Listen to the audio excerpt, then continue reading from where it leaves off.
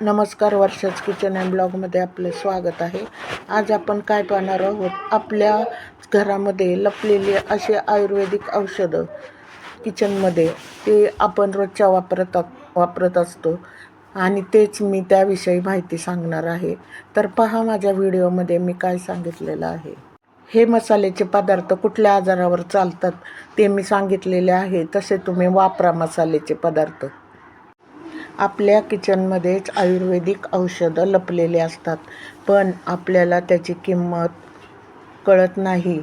मी तुम्हाला मसाल्यामधील औषधी गुण कसे वापरायचे ते सगळं मोठ्या आणि डिटेलमध्ये सांगते.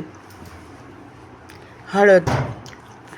सर्वात घरातील हळद मोठ्या नैसर्गिक औषध आहे. सगळ्यांच्या घरात असते हळद. हळद ही फक्त रंगासाठी नाही, तर ती अँटीबॅक्टेरियल आणि अँटी इन्फ्लेमेटरी आहे. शरीरात सूज, जखम, खोकला, त्वचेचे आजार सगळ्यावर काम करते. कसा वापरायचा ते सांगते तुम्हाला. रात्री हळद आणि दूध घेतल्याने शरीरातील सूज कमी होते. जखमेवर हळद लावली तर ती लवकर भरते. सर्दी खोकल्यात हळद पाणी खूप उपयोगी आहे. टिप नंबर 2, जिरं पचन सुधारण्याचा राजा आहे. जिरं हे पचनासाठी खूप उपयोगी आहे. ते पोटातील गॅस, अपचन, जुलाब कमी करतं. कसं वापरायचं जिरं ते सांगते. जेवणानंतर जिरं पाणी घेतल्याने पोट हलकं राहतं. जुलाब झाल्यावर भाजलेलं जिरं मीठ खाल्लं तर आराम मिळतो. 3 नंबरची टीप आहे आलं. सर्दी खोकल्याचं रामबाण आलं शरीर गरम ठेवतं आणि रोगप्रतिकारशक्ती वाढवतं. कसं वापरायचं ते सांगते. आलं आणि मध घेतल्याने खोकला कमी होतो. चहामध्ये आलं टाकलं तर सर्दी कमी होते, पटकन बरी होते. 4 नंबरची टीप लसूण. नैसर्गिक अँटीबॅक्टेरियल अँटीबायोटिक लसूण हा शरीरातील इन्फेक्शन कमी करतो आणि रक्त शुद्ध करतो. कसं वापरायचं लसूण ते सांगते. रोज सकाळी 1 ते 2 कच्च्या लसणाच्या पाकळ्या, म्हणजे 2च पाकळ्या खायच्या, साल काढून. हृदय मजबूत राहतं. सर्दीत लसूण खूप उपयोगी असतं. 5 नंबरची टीप दालचिनी साखर कंट्रोल करणारा मसाला आहे.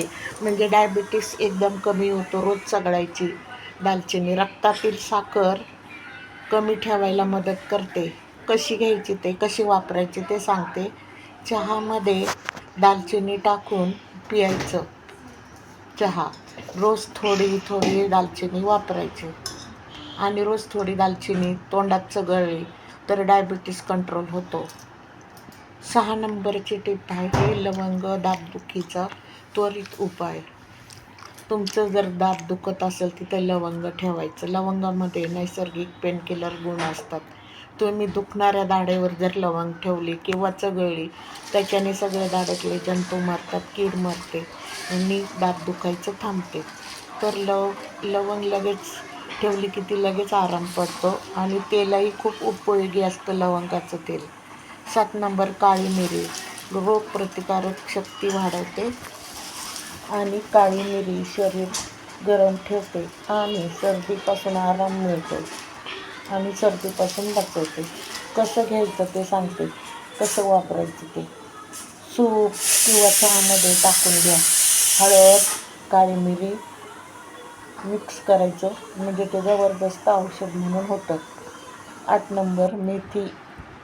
ही सांधेदुखी आणि डायबिटीससाठी मेथी शरीरातली सूज कमी करते आणि साखर कमी करते, म्हणजे डायबिटीस नियंत्रण ठेवते.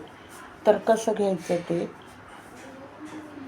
रात्री भिजवायची मेथी आणि सकाळी मेथीचं पाणी प्यायचं.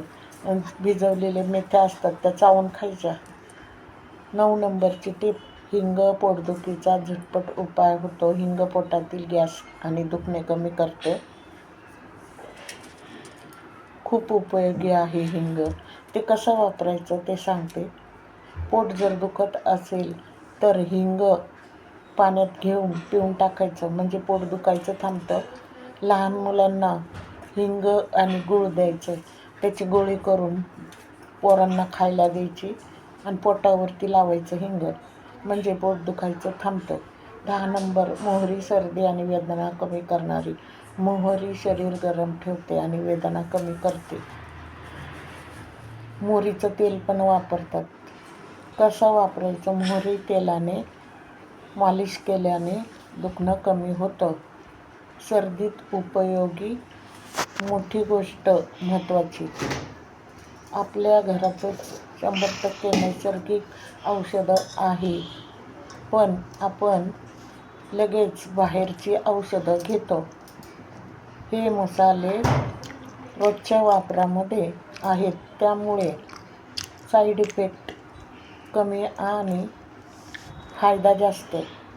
पण लक्षात ठेवा, खूप जास्त प्रमाणात वापरू नका आणि गंभीर आजारावर डॉक्टरचा सल्ला घ्या.